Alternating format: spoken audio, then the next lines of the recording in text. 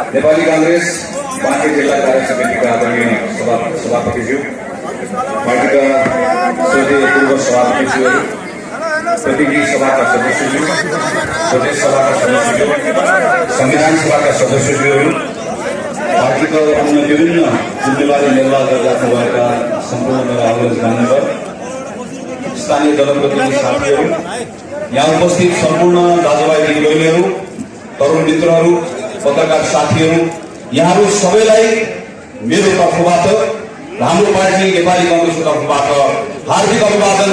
जय नेपाल। म क्षेत्रीय सभापतिज्यू र क्षेत्रीय समितिलाई यो अवसरका निम्ति हार्दिक कृतज्ञता ज्ञापन गर्न चाहन्छु। आज पौष 13 गते यो बेलामा म नेपालगञ्जको त्रिभुवन चोकमा होइन, संसद भवनमा हुनुपर्थ्यो। आज म संसद भवनमा भएको भए सायद काठमाडौँको माइतीघर मण्डलामा विगत केही दिनदेखि चिसोमा गठान लिएर आफ्नो मुखको मूल्य खोजिरहेको किसानको बारेमा बोलिरहेको हुन्थ्यो। आज म संसद भवनमा भएको भए केही दिन अगाडि मात्रै बेलायतमा भेटिएको कोरोना भाइरसको नयाँ स्वरूप नेपाल प्रवेश गर्यो भने नेपाल सरकारले के तयारी गरिरहेको छ भनेर सरकारलाई प्रश्न सोधिरहेको हुन्थ्यो होला। आज म संसदमा भएको भए नेपाल जस्तो गरीब अविकसित देशले कोरोनाको भ्याक्सिन ल्याउनका निम्ति गर्नुपर्ने तयारीको बारेमा म लगायत नेपाली कांग्रेसका सांसद साथीहरूले गरेको अध्ययनको प्रतिवेदन सरकारलाई संसदभित्र उभिएर सुझाइरहेको हुन्थ्यो होला। आज संसदमा उभिन पाएको भए यो बेलामा यत्रो दिन पछाडि लकडाउन खोलिसके पछाडि पनि हिजो लकडाउनको कारणले गर्दा आफ्नो व्यवसायमा यातायात व्यवसाय, पर्यटन व्यवसाय, होटल चलाउने, रेस्टुरेन्ट चलाउने, सानो व्यवसाय चलाउनेदेखि ठुलो व्यवसाय चलाउने सम्मले जुन मार खेपेका छन्, ती व्यवसायीहरूले, ती उद्योग धन्दा चलाउने, त्यसमा काम गर्ने श्रमिकले, मजदुरले, किसानले यो बेलामा राहत कसरी पाउँछ होला भनेर सरकारलाई प्रश्न गरिरहेको हुन्थ्यो होला। तर आज त्यो संसदमा उभिएर जनताले प्रश्नहरू मैले सोध्न पाइरहेको छैन। आज म नेपालगञ्जमा मेरो पार्टीको साथीहरूसँग उभिएर प्रधानमन्त्री केपी शर्मा ओलीको असंवैधानिक कदम मुर्दाबाद भन्न आइपुग्नु परेको छ। कारण के हो? एउटा संघाह, स्वार्थी, असक्षम तर अहंकारी प्रधानमन्त्रीको कपटपूर्ण हरकतको कारणले गर्दा आज एउटा सांसद सडकमा उभिने कुरा भन्न बाध्य भएको छ। राष्ट्रपतिले के जिम्मा दिए? प्रधानमन्त्रीले संविधान बमोजिम गरेका कामहरूमा प्रश्न नगर्नु। तर प्रधानमन्त्रीले संविधान मिचेर काम गर्न थाले भने प्रधानमन्त्रीलाई त्यही रोक्नु। राष्ट्रपतिलाई जम्मा यति मात्रै काम दिए, त्यसैले हामीले आमा मानेर, बा मानेर, राष्ट्रको पिता मानेर सबैभन्दा ठूलो ठाउँमा सम्मानित ठाउँमा लगेर राखेको। पशुपतिनाथको पूजा गर्ने बेलामा पनि वा हाम्रो मस्जिदमा पनि पूजा गर्ने बेलामा सबै ठाउँमा सबैभन्दा पहिला आजको दिनमा नेपालको राष्ट्रपिताका रूपमा, राष्ट्रपतिका रूपमा सबैभन्दा पहिला सिर्फ अधिकार राष्ट्रपतिलाई हामीले दिएको। किन? तपाईँ हामी सबैको पक्षमा सोच्नुहुन्छ भनेर, बोल्नुहुन्छ भनेर। तर आज एउटा अहंकारी र एउटा स्वार्थी प्रधानमन्त्रीको मतियार बन्न राष्ट्रपति पुग्दै गर्दा आज एउटा सांसद अपमानित भएर सडकमा उभिनु पर्ने अवस्था आएको छ। आदरणीय साथीहरू, आदरणीय जनसमुदाय, यो सांसदको मात्र अपमान होइन, जनमतको अपमान। सांसदलाई संसदभित्र छिर्न नदिने भनेको जनताको प्रतिनिधिलाई, जनताका आवाजलाई संसदभित्र छिर्न रोकेको। यसको आक्रोश स्वाभाविक रूपमा हामी सबैमा छ। तर यहाँ आक्रोश मात्र छैन, आक्रोश भन्दा पनि ठूलो पीडा छ। पार्टीका थुप्रै अग्रजहरू यहाँ आउनुहुन्छ, जसले हामीले जन्मनुभन्दा पहिलादेखि यो पार्टीमा बसेर सङ्घर्ष गर्नुभएको छ। थुप्रै तर यहाँ मैदानमा पनि हुनुहुन्छ।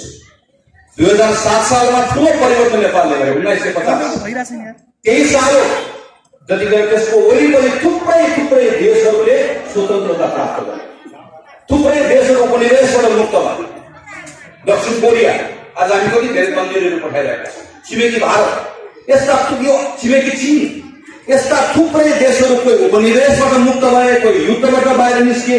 तर त्यही समय हो जतिखेर नेपालले पनि पहिलो पटक अँध्यारोबाट उज्यालोतर्फ पाइला चाल्यो। एउटा मौका नेपालले पाएको थियो।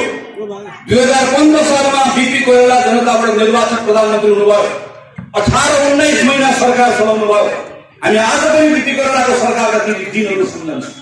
त्यो बेलामा नेपालको राष्ट्र संस्थाले नेपालको प्रजातान्त्रिक यात्रालाई अवरुद्ध नभइकन अगाडि बढ्न दिएको भए आज नेपाल यो अवस्थामा रहँदैन। आज नेपालमा संवैधानिक राजा पनि रहन्थ्यो होला। तर नेपाली राष्ट्र संस्थाको महत्वाकांक्षाको कारणले गर्दा नेपालले दक्षिण कोरिया जस्तै देशको नेपाल 1950 आज संसारको सबैभन्दा धनी 12वटा देशको सूचीमा दक्षिण कोरिया उभिँदै गर्दा हाम्रा तन्नेरीहरू दक्षिण कोरिया जान पाउने अनुमति पाउला कि नपाउला भनेर भाकल गरेर बस्नुपर्ने अवस्था आज नेपालको आयो। त्यसको पछाडि हामीले एउटा मौका गुमायौँ। 2046 साल पछाडि फेरि मौका पायौँ। त्यो मौका पाउँदै गर्दा गम्भीर गल्ती हामीले पनि गर्यौँ। हामी पनि चुक्यौँ। आफ्नै सरकार सम्हाल्न हामी चुक्यौँ। हामी चुकेको बहानामा त्यसमा टेकेर एकातिर दरबारको षड्यन्त्र, अर्कोतिर माओवादीको दुस्साहस षड्यन्त्र, अनावश्यक युद्ध नेपालमा थुपरियो। अर्को 20-25 वर्ष फेरि खेलेर युद्धको पीडा सबैभन्दा बढी थाहा पाउने जिल्लामा गएको नेपाल हुन्छ। यसका वरिपरिका जिल्लाका थुप्रै साथीहरू आउनु भएको होला, तपाईँहरूले भोग्नु भएको छ दिनहरू। हामीले ती सबै कुराहरू पार गरेर आयौँ र लामो सङ्घर्ष पछाडि एउटा आन्दोलन, अर्को आन्दोलन, आरोप पछाडि हामी एउटा निष्कर्षमा पुग्यौँ र हामीले एउटा संविधान निर्माण गर्यौँ। यो संविधान पछाडि पनि बल्ल बल्ल देन गरेर कुरा मिलाएर व्यवहार मिलाएर निर्वाचन पनि सम्पन्न गर्यौँ। यत्रो निर्वाचन पछाडि हामी हार्यौँ, काङ्ग्रेस हार्यो, केही फरक भएन। हार्छ पार्टी, कहिले जित्छ कहिले हार्छ। तर यत्रो पछाडि संविधानका आधारमा एउटा नयाँ सरकार आयो, स्थिरताको नारा लिएर आयो, समृद्धिको नारा लिएर आयो। जनतामा फेरि एकपल्ट एउटा भरोसा आयो के बदलेर भन्ने कुरा। अब त मेरो जीवनमा फेरि नयाँ कुरा आउला भन्ने आयो। तर यत्रो वर्ष पछाडि नेपालको इतिहासमा बिपी परिवारले पाउनु भएको भन्दा पनि कति बढी सुविधा प्राप्त गरे। जनमतको सुविधा, संसदभित्रको गणितको सुविधा, देश विदेश सबैतिरको अनुकूलता, यस्तो वातावरण पाउँदै गर्दा पनि नेपाल कम्युनिस्ट पार्टी र नेपाल कम्युनिस्ट पार्टीबाट निर्वाचित हुनुभएको प्रधानमन्त्री केपी शर्मा ओलीको यो संविधान र व्यवस्थाप्रतिको विश्वासघातले गर्दा आज सिङ्गो व्यवस्थामाथि प्रश्न उठेको छ। यो व्यवस्था केमा टिकेको छ? यो व्यवस्था संविधानमा अडिएको छ। तर संविधान जब हो भने यो व्यवस्थाको आत्मा भनेको जनताको विश्वास। एकातिर संविधान जब हल्लाइएको छ, अर्कोतिर जनताको विश्वास डगमगाएको छ। त्यसैले पौष 5 गते प्रधानमन्त्री केपी शर्मा ओलीले संसद विघटन गर्न साथै हाम्रो पार्टी नेपाली काङ्ग्रेसले भन्यो, एक स्वरमा भन्यो, यो सर्वसत्तावादी कदम हो, यो अधिनायकवादी कदम हो, यो असंवैधानिक कदम हो र यो कदमले नेपाललाई ठूलो अराजकतातर्फ लिएर जाँदैछ, ठूलो अनिश्चिततातर्फ लिएर जाँदैछ र यसको विरुद्धमा नेपाली काङ्ग्रेस उभिन्छ। यो ठूलो षड्यन्त्र हो नेपालमाथि। यो षड्यन्त्रलाई बुझ्नका निम्ति हाम्रो संविधानको अपव्याख्या कसरी गरिएको छ भन्नेतर्फ हामीले ध्यान पुर्याउनै पर्छ। 2047 सालमा जब हामीले नयाँ संविधान बनायौँ, नयाँ संविधानको आधारमा नेपाली काङ्ग्रेसको सरकार बन्यो, हामी नेपाली काङ्ग्रेस पार्टीभित्रको हाम्रो कलहको कारणले गर्दा संसद विघटन भयो। जनताबाट हामी दण्डित पनि भयो। केही समय पछाडि नेपाल कम्युनिस्ट पार्टी एमाले ठूलो दलको रूपमा आयो। मनमोहन अधिकारी, स्वर्गीय मनमोहन अधिकारीले पनि संसद विघटनको सिफारिस गर्नुभयो। त्यसको केही समय पछाडि नेपाली काङ्ग्रेसको नेता शेरबहादुर देउवाले पनि संसद विघटनको सिफारिस गर्नुभयो। यी सबै सिफारिसहरू गर्दै गर्दा कुनै अदालतबाट सदर भए, कुनै अदालतबाट बदल भए, तर यो सबै सिफारिसहरू गर्दै गर्दा एउटा कुरा हेरियो, नेपालको संविधानको 2047 सालको संविधानमा एउटा धारा लेखिएको थियो। त्यो धाराले के भन्थ्यो? यो संसदीय व्यवस्था हो, यो व्यवस्थामा प्रधानमन्त्रीले चाहेको बेलामा संसद विघटन गर्न सक्छ। हामी सबैको अनुभव गर्यौँ, काङ्ग्रेसले गर्यो, एमाले गर्यो, माओवादीले गर्यो, हामी सबैले अनुभव गर्यौँ र 65-63 को आन्दोलन पछाडि यहाँ पनि संविधान सभाको सदस्यहरू हुनुहुन्छ। हामी संविधान सभाभित्र बसेर काम गर्दै गर्दा त्यो अनुभवबाट हामीले एउटा पाठ सिक्यौँ र भन्यौँ हामी हिजोको गल्ती अब दोहोऱ्याउनौँ। माओवादीले भन्यो नेपालमा अब हामी 5 वर्षको लागि प्रत्यक्ष निर्वाचित राष्ट्रपतिको व्यवस्था गर्न चाहन्छौँ। एमाले भन्यो हामी नेपालमा प्रत्यक्ष निर्वाचित प्रधानमन्त्रीको व्यवस्था गर्न चाहन्छौँ। काङ्ग्रेसले भन्यो हामी संसदीय व्यवस्थामा केही परिवर्तन गरौँ, तर संसदीय व्यवस्था नै चाहन्छौँ। अन्त्यमा हामी एउटा निष्कर्षमा पुग्यौँ, नेपालमा संसदीय व्यवस्था राख्ने तर निर्वाचित संसदबाट निर्वाचित भएको प्रधानमन्त्रीलाई 2 वर्षसम्म अविश्वासको प्रस्ताव कसैले पनि ल्याउन नपाएको। एक पटक अविश्वासको प्रस्ताव 2 वर्षपछि कसैले अविश्वासको प्रस्ताव ल्यायो भने पनि अविश्वासको प्रस्ताव ल्याउँदै गर्दा वैकल्पिक प्रधानमन्त्रीको नाम राखेर ल्याउनु पर्ने। त्यो यदि असफल भयो भने फेरि 1 वर्षसम्म अर्को प्रस्ताव ल्याउन नपाइने। यो संसारको कुनै संविधानमा छ? कहीँ पनि छैन। प्रधानमन्त्री केपी शर्मा ओलीलाई 2 वर्ष अविश्वासको प्रस्तावको बारेमा कसैले सुरु किन गरेन? कसैले चाहेर पनि ल्याउन सक्दैन। किन? यो संविधानमा लेखिएको छ। संविधानमा यो कुरा लेखिएको कुराको प्रयोग राष्ट्रपति र प्रधानमन्त्रीले गर्ने, तर संविधानमा नलेखेको कुरा गर्नका लागि भने राष्ट्रपतिले यो संसद विघटनको सिफारिसलाई अनुमोदन गर्दै गर्दा के लेख्ने भने संसारको अभ्यासलाई हेरेर मैले यो निर्णयलाई सदन गरेको छु भनेर लेखे। जहाँ आफूलाई चाहिएको छ त्यहाँ संसारको अभ्यास हेर्ने, जहाँ आफूलाई चाहिएको छ त्यहाँ नेपालको संविधान हेर्ने। तपाईँ नेपालको नागरिक हो। यो नेपालको संविधानले तपाईलाई जे नगर भनेको छ तपाईले त्यो नगर्ने हो, बाँकी तपाईले गर्न पाउनुहुन्छ। तर यहाँ मेयर हुनुहुन्छ, उपमेयर साहबहरू हुनुहुन्छ, हामीहरू सांसद छौँ, प्रदेशको सांसद हुनुहुन्छ, राष्ट्रपति होस् कि प्रधानमन्त्री होस्, जनताबाट निर्वाचित भएको प्रतिनिधिलाई जनताको जस्तो स्वतन्त्रता हुँदैन। तपाईले जे नगर भन्यो त्योभन्दा बाहेक गर्न पाउनुहुन्छ। तर जनताबाट निर्वाचित भएको प्रतिनिधिले संविधान र कानूनले जे गर भन्छ त्योभन्दा बाहेक केही पनि गर्न पाइँदैन। त्यसैले हाम्रो संविधान हामीले के लेख्यौँ यो पटक? संसद विघटन गर्न पाइँदैन। 5 वर्ष संसद रहन्छ। एक पटक संसद बनिसकेपछि एउटा अवस्थामा मात्रै संसद विघटन हुन्छ। त्यो अवस्था भनेको यो संसदले प्रधानमन्त्री बनाउनै सकेन भने मात्रै संसद विघटन हुन्छ। प्रधानमन्त्री केपी ओली र तपाईको मुख्यमन्त्री यहाँको प्रदेशको मुख्यमन्त्री केपी ओली भाग 2 हुनुहुन्छ। उहाँले गरेको तर्क मैले पढिरहेको छु। उहाँको तर्क छ अदालत संसद विघटन गर्नुभन्दा पहिला केपी ओलीसँग बहुमत भएकोले यो संसदबाट अर्को कुनै पनि सरकार बन्दैन थियो। माफ गर्नुहोला कमरेड, यो संविधान एकपटक फेरि पढ्नुहोस्। यो संविधानमा स्पष्टसँग के लेखेका छौँ भने यो संसदबाट पार्टी होइन, एउटा व्यक्ति सांसद गगन थापाले समेत म प्रधानमन्त्री बन्छु भनेर मैले हस्ताक्षर पुर्याए भने मलाई व्यक्तिलाई समेत प्रधानमन्त्री बन्ने अधिकार हाम्रो संविधानमा हामीले लेखेर लिएर आएको छ। किन? हाम्रो अनुभवबाट सिक्यौँ। संसद विघटन नहोस्, सम्भव भएसम्म एउटा पार्टीले बहुमत ल्याउँछ त्यसले बनाओस्, एउटा पार्टीले बहुमत ल्याउँदैन 2टा पार्टी मिलाएर बनाओस्, 2टा पार्टीले बहुमत ल्याउँदैन ठुलो पार्टीले बनाओस्, ठुलो पार्टीले बनाउन सक्दैन एउटा व्यक्ति सांसदले यदि बहुमत पुर्याउँछ भने पनि उसैले भए पनि बनाओस्।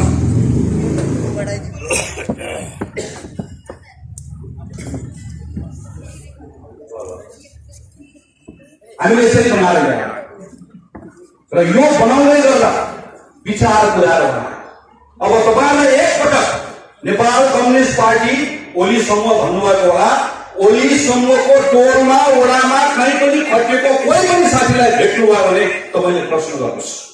प्रधानमन्त्री ओलीलाई यति सोध्नुहोस्, प्रधानमन्त्री ओली क्रान्तिकारी हो कि कायर?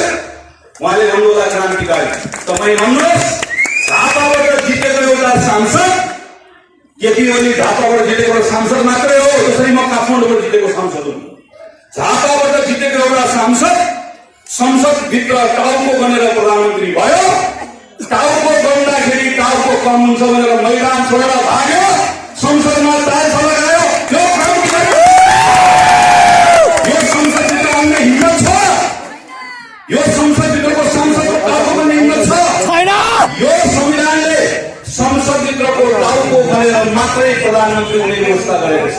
अनि फुर्तिके अनि यो संसदमा कहाँनिर आफै प्रधानमन्त्री भन्नुहुन्छ मैले विघटन गरिरहँदा संसदभित्र मेरो बहुमत थियो। अनि यो संविधानले के भन्छ? बहुमत प्राप्त गरेको व्यक्तिले संसद विघटन गर्नै पाउँदैन भनेर भन्छ। यति खुला कुरा, यति एउटा केटाकेटीले यो संविधान पल्टाएर पढ्यो भने पनि यो संविधानमा के लेखिएको छ? त्यसैले साथीहरू, यो संविधानको अवगाख्या गर्ने जुन आधार बनाइएको छ त्यो रातारात बनाइएको होइन। अस्ति वैशाखमा हामीले देख्यौँ सांसदको अपहरण गरियो र त्योभन्दा पनि ठुलो कुरा तपाईँले याद गर्नुपर्छ एउटा मिति पौष 1 गते नेपाल कम्युनिस्ट पार्टीको 83 जना सांसदहरू राष्ट्रपति निवास शीतल निवासमा लाइन लागेर त्यही संविधानमा टेकेर एउटा निवेदन लिएर जानुभयो भन्नुभयो सम्माननीय राष्ट्रपति महोदय संविधानले दिएको अधिकार प्रयोग गरेर तपाईको घरमा निवेदन लिएर आएका छौं कृपया संसदको बैठक बोलाइदिनु होला राष्ट्रपति भाग्नु हो अनुहार देखाउनु भएन राष्ट्रपतिको कार्यालयमा एउटा कर्मचारी भेटिएन कसैले निवेदन लिन मानेन पौष 1 गते निवेदन लिन नमानेर पौष 5 गते संसद छैन भनेर संसद बोलाउन पाउने संविधानको हकलाई राष्ट्रपति प्रयोग गर्न नदिने सांसदहरू जसले संविधानमा टेकेर संसदको बैठक बोलाऊ भन्दा बैठक नबोलाउने किनकि त्यो संसदको बैठक बोलाएको भए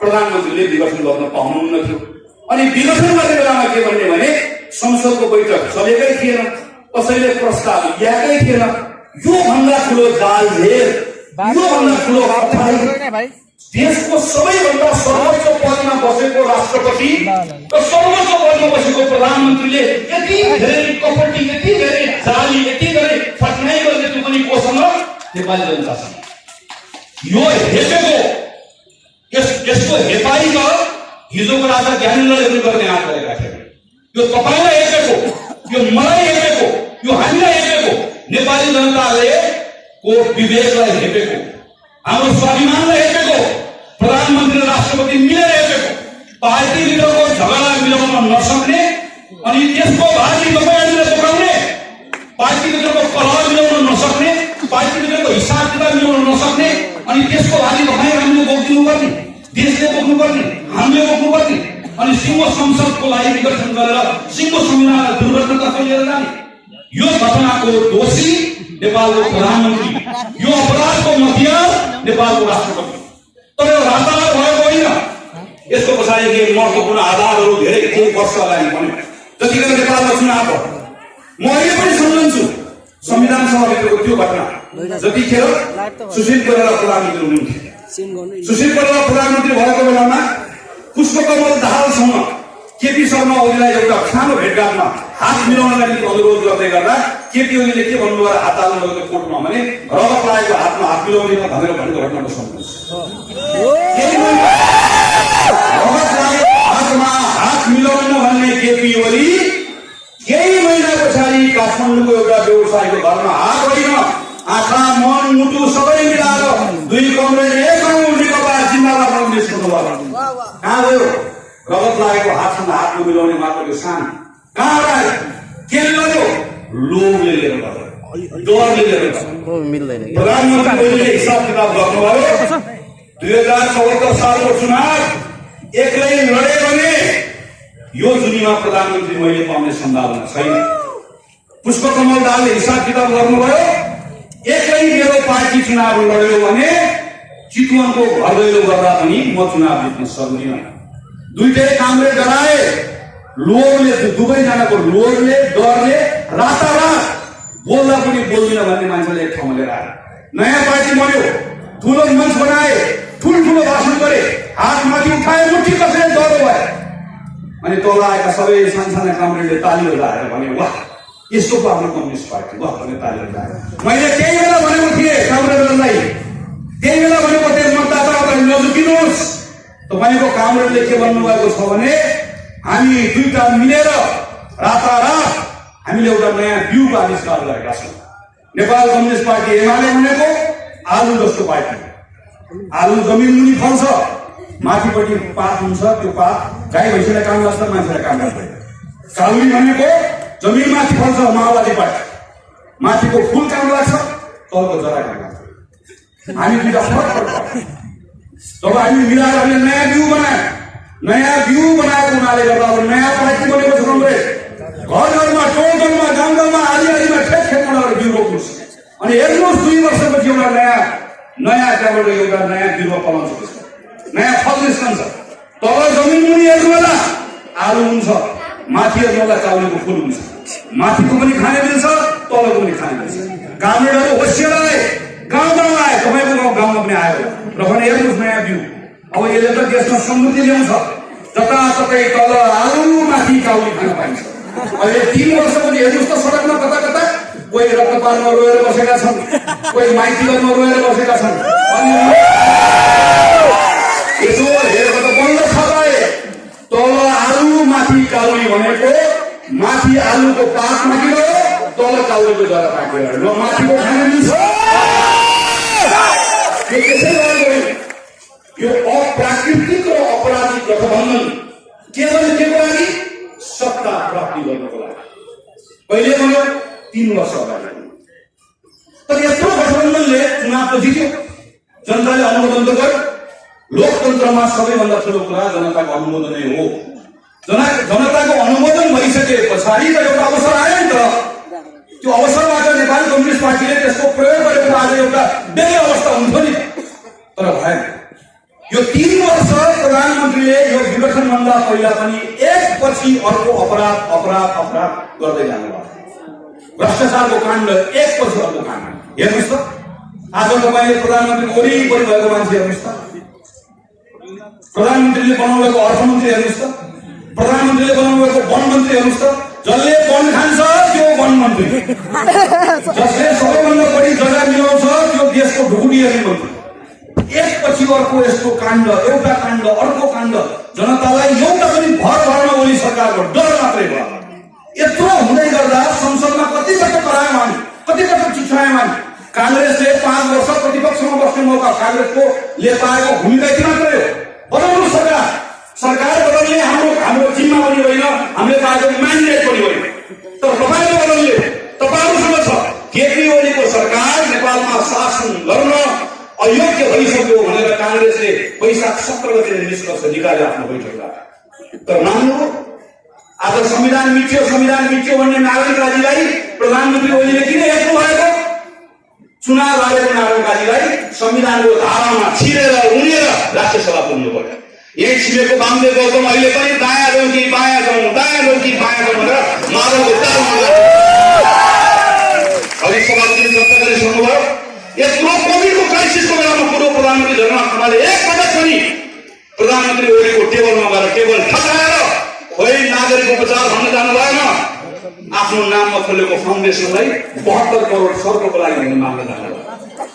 यो सबै घटनाले एकपछि अर्को घटनामा प्रचण्ड, माधव नेपाल सबजना एकपछि अर्को कुरामा कमजोर बन्दै लोभले, आज ओलीले यो बेलाकी भोलि यो बेलाकी भन्ने लोभले गर्दा सबैजना एकपछि अर्को कुरामा भुकिराख्न नसक्दाखेरि, ह्याउ राख्न नसक्दाखेरि, आँट गर्न नसक्दाखेरि, संसदीय प्रणालीको मर्म अनुसार संसदभित्र गएर लड्न नसक्दाखेरि आजको यो अवस्था आयो। यो अवस्थाको कारण 3 वर्ष अगाडि अप्राकृतिक गठबन्धन गरेर नेपाल कम्युनिस्ट पार्टी बन्यो। त्यो नेपाल कम्युनिस्ट पार्टीबाट प्रधानमन्त्री बन्नुभएको व्यक्तिले लगातार संविधानमाथि, व्यवस्थामाथि, पद्धतिमाथि, जनताको सपनामाथि लगातार आक्रमण गरिराख्नु भयो।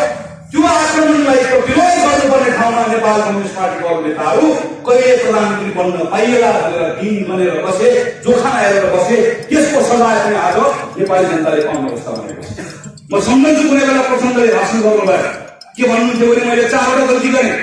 गिरिजा प्रसाद कोइरालालाई राष्ट्रपति नबनाउनु मेरो गल्ती, मोहन वैद्य र बाबुराम भट्टराईले उक्साउनु मेरो गल्ती, पशुपतिनाथको भट्ट चलाउनु मेरो गल्ती, सेनापति चलाउनु मेरो गल्ती भनेर उहाँलाई भाषण दिए।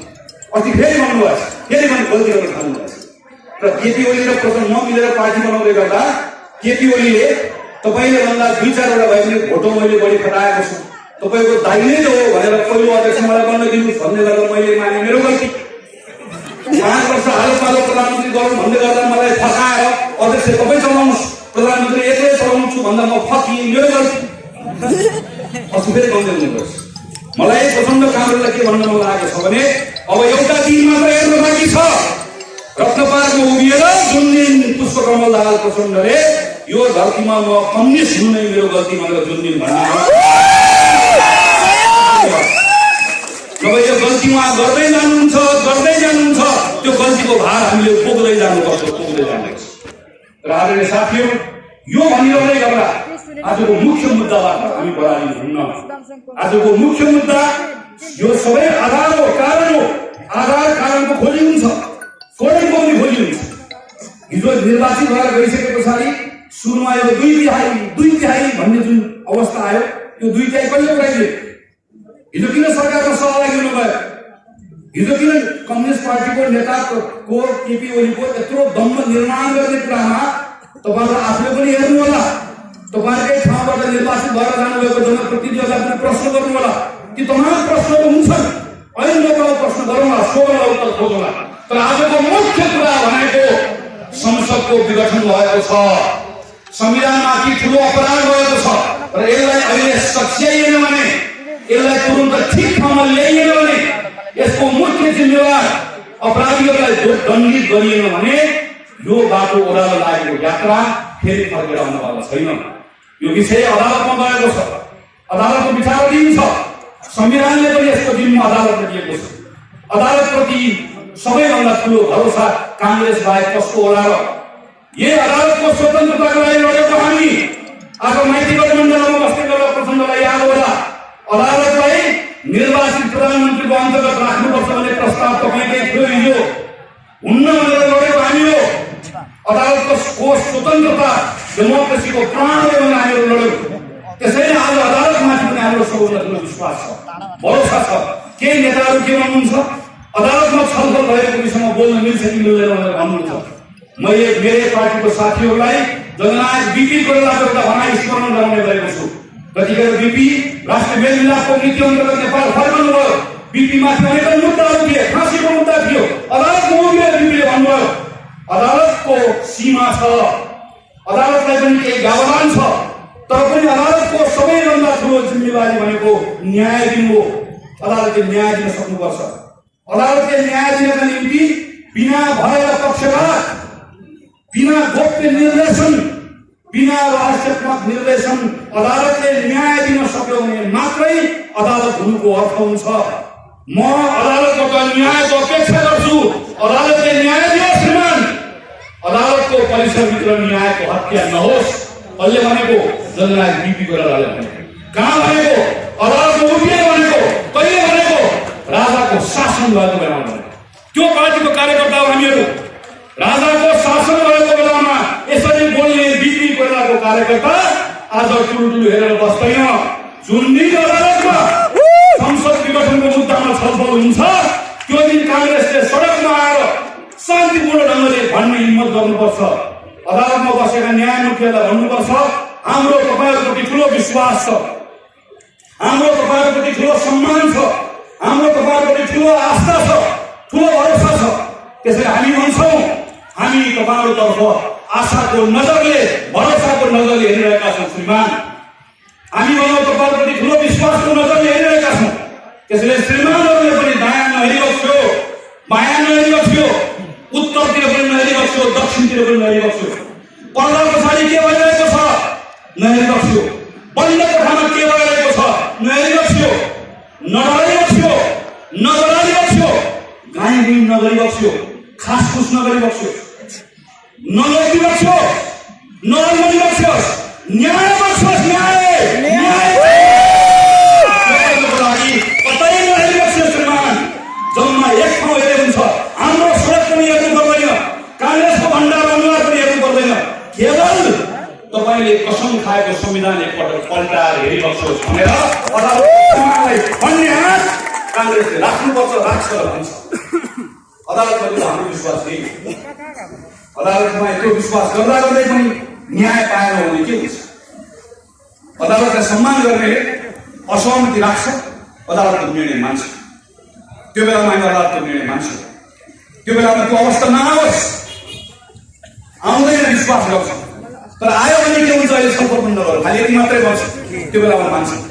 तर त्यो बेलामा पनि कांग्रेसले भन्छ यो असंवैधानिक कदम हो। अब यो असंवैधानिक कदमको न्याय खोज्न अदालत गयो, पाएनौँ। अब जनताको अदालतमा आएका छौँ, यहाँबाट न्याय चाहियो भनेर जनताको बिचमा जान्छौँ। अनि त्यो बेलामा बल्ल जनता कांग्रेसको बिचमा उभिएर हाम्रो साथमा रहन्छ। तर यो भनिरहेका तपाईँको साथीहरूलाई आग्रह गर्छु, याद गर्नुहोस्, ख्याल गर्नुहोस्, केपी शर्मा ओलीले संसद विघटन गराएको आनन्दले वैशाखमा निर्वाचन गराउँदा मेरो कमजोर भएको नेकपा भाग 2 पार्टीमा चुनावमा भाग लिन जाँदा अनि शानदार ढंगले कांग्रेस जित्ला अनि कांग्रेसका साथीहरूलाई संसदमा ताली बजाएर स्वागत गर्नुला भनेर केपी ओलीले संसद विघटन गरेको भन्ने भ्रममा कोही पनि साथीहरू नबस्नु होला। त्यो बेलामा पनि लडाई लड्नै पर्छ। संविधान जोगाउने लडाई यसरी लडाई पनि लड्नुपर्छ, यसरी लडाई पनि लड्नुपर्छ, जसरी लडाई पनि लडाई लड्नै पर्छ। र यो लडाई लड्ने हो हामीले, कोही बात छैन लडाई लड्ने हो। खाली चिन्ता यति मात्रै हो, समय खेर नजाओस् भन्ने चिन्ता मात्रै हो। खाली चिन्ता यति मात्रै हो, स्थिरताको नारा दिएर समृद्धिको नारा दिएर आएको नेपाल कम्युनिस्ट पार्टीको पतन देखेर जनताको यो व्यवस्थाप्रतिको विश्वास नउठोस् भन्ने मात्रै हो। त्यसैले मेरो पार्टीका साथीहरूलाई आग्रह छ, कुनै अलमङ्ग राखेको जनताको बिचमा जानुहोस्। यहाँ थुप्रै मधेसी मूलका साथीहरू हुनुहुन्छ, मुस्लिम समुदायका साथीहरू हुनुहुन्छ, दलित साथीहरू हुनुहुन्छ, सबै समुदायका साथीहरूको बिचमा कांग्रेसका नेताहरू जानुहोस्, साथीहरू जानुहोस्, टोलमा गाउँमा जानुहोस् र भन्नुहोस् यो बेलामा कांग्रेस यो संविधानको पक्षमा उभिएको छ। कांग्रेसको नेताले यो भन्यो त्यो भन्यो पत्र पत्रिकामा आएको छ, नलिनुहोस्। एक ढिक्काबाट कांग्रेसले निर्णय गरेको छ र भनेको छ यो केपी ओलीको असंवैधानिक कदम, यो घोर अधिनायकवादी कदम, यो सर्वसत्तावादी कदमको विरुद्धमा कांग्रेस एक ढिक्काबाट उभिन्छ। कांग्रेसले प्रतिरोध गर्छ, कांग्रेस यसको हिसाब किताब गर्छ, कांग्रेस देशका प्रत्येक अपराधीलाई दण्ड दिन्छ र कांग्रेसले संविधानमाथि भएको अपराधलाई त्यहाँबाट सच्याउन बाध्य बनाउँछ। म साथीहरूलाई आग्रह गर्छु, यो संविधान यस कारणले गर्दा यही संविधानले सबै जात जाति भाषाभाषीको सबैको अधिकारलाई संरक्षण गरेको छ। यही संविधानलाई जोगाउने क्रममा कांग्रेस प्रतिबद्ध छ भन्ने कुरा तपाईहरुले तमाम साथीहरूको बीचमा लिएर जान आवश्यक छ। केपी ओलीको कदमले जनादेशको अपमान गरेको छ। नेपाल कम्युनिस्ट पार्टीले स्थिरताको नारा दिएर आएर, समृद्धिको नारा दिएर आएर, स्वाधीनताको नारा दिएर आएर कस्तो अवस्थामा पुर्याएको छ। आज आयो भारतको प्लेन आयो, को आयो कसैलाई थाहा छैन। आज आयो चीनको प्लेन आयो, को आयो कसैलाई थाहा छैन। यसो थियो देश। चुनचुन नक्सा बनाएर मैले यहाँ एउटा त्रुटि लगाउने हो, त्यो नक्सा बनाउने बाध्य गराउने संसदमा हामीहरू हो। हाम्रो कारणले उभ्याएर गयो त्यो ठाउँमा। आज हामी देखिरहेका छौँ नेपाल कम्युनिस्ट पार्टी हेर्नुहोस् त, नेपाल कम्युनिस्ट पार्टी आज मिलाउनका लागि एउटा देशका मानिसहरू आउँछ। नेपाल कम्युनिस्ट पार्टीभित्र योभन्दा देशको योभन्दा हाम्रो आफ्नो स्वाधीनता माथिको खेलवाडहरू के हुन्छ। यस्तो अवस्थामा देशलाई पुर्याएको छ। यो सबै कुराले नागरिकहरू निराश नबनुन् भन्नेतर्फ कांग्रेस सचेत रहन आवश्यक छ। त्यसैले म बाँकेको क्षेत्र नम्बर 2 को यो कार्यक्रम मार्फत बाँकेका तमाम पार्टीका साथीहरूलाई आग्रह गर्छु, लोकतन्त्र शुभचिन्तक साथीहरूलाई आग्रह गर्छु, नेपाली कांग्रेसले यो बेलामा आफ्नो धर्म निर्वाह गर्ने हो, आफ्नो कर्म गर्ने हो। हाम्रो कर्म गर्दै गर्दा हामीले कर्म गर्ने हो, फल जे आउँछ आउँछ। हाम्रो कर्म हामीले गर्नुपर्छ र हाम्रो यतिखेरको कर्म भनेको यो असंवैधानिक घटना, यो असंवैधानिक कदमका विरुद्धमा प्रतिरोध गर्ने हाम्रो कर्म हो। यसका विरुद्धमा लड्ने हाम्रो कर्म हो। यो नै हाम्रो धर्म हो। यो धर्म हामीले निर्वाह गर्नुपर्छ। जननायक बीपी कोइरालाले बनाएको पार्टी शिखर पुरुष गिरिजा प्रसाद कोइरालाको नेतृत्वमा शान्ति प्रक्रिया सम्पन्न गर्यौं। नेपाली कांग्रेसका श्रद्धेय नेता सुशील कोइरालाको नेतृत्वमा संविधान निर्माण गर्ने काम फत्ते गर्यौं। कांग्रेसको सभापति शेरबहादुर देउवाको नेतृत्वमा असम्भव भनेको निर्वाचन गरायो। यहाँसम्म बोल्दा कति आनन्द आउँछ। अनि त्यसपछिको लाइन हेर्नु एकपल्ट। अनि राष्ट्रपति विद्या भण्डारी र प्रधानमन्त्री केपी ओलीले त्यही संविधान भुजा पार्दै गर्दा टुलु हेरेर बसौँ भनेर लाइन कम्प्लिट गर्नु नभएको छ। त्यसैले यो लाइन यसरी कम्प्लिट गर्नुपर्छ। जननायक बीपी कोइरालाले बनाएको पार्टी शिखर पुरुष गिरिजा प्रसाद कोइरालाको नेतृत्वमा यही पार्टीले शान्ति प्रक्रिया सम्पन्न गर्यो। श्रद्धेय नेता सुशील कोइरालाको नेतृत्वमा यही पार्टीले संविधान निर्माण गर्यो। पार्टी सभापति श्रद्धेय शेरबहादुर देउवाको नेतृत्वमा यही पार्टीले संविधानलाई कार्यान्वयनमा लिएर गयो। राष्ट्रपति विद्यादेवी भण्डारी र प्रधानमन्त्री केपी ओलीले यही संविधानको माथि कु गर्दै गर्दा यही कांग्रेसले पनि एक ढिक्काबाट संविधानको रक्षा गर्यो भन्ने ठाउँमा हामीले हाम्रो पार्टीलाई पुर्याउन सक्यौं भने जनता कहाँ जाने हो?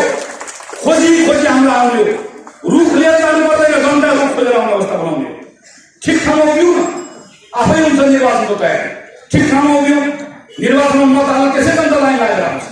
त्यसले यो बेलामा म पार्टीका साथीहरूलाई, तमाम सबै साथीहरूलाई एक ढिक्का भएर एकजुट भएर तल्लो तहसम्मको कमिटीहरूलाई परिचालित गरेर पार्टीको सन्देश यो विषयका सन्दर्भमा यो छ। यो सन्देश तपाईँहरूले बुझ्नुहोस् भनेर तल्लो तहसम्म लिएर जानका लागि पार्टीको प्रत्येक तहका प्रत्येक तबकाका साथीहरूलाई आग्रह गर्दै मलाई यो मौका दिनुभएकोमा क्षेत्र नम्बर 2 का सभापति, क्षेत्र नम्बर 2 का साथीहरूप्रति हार्दिक कृतज्ञता ज्ञापन गर्दै मेरो कुरा टुङ्ग्याउँछु। धन्यवाद, नमस्कार, जय नेपाल।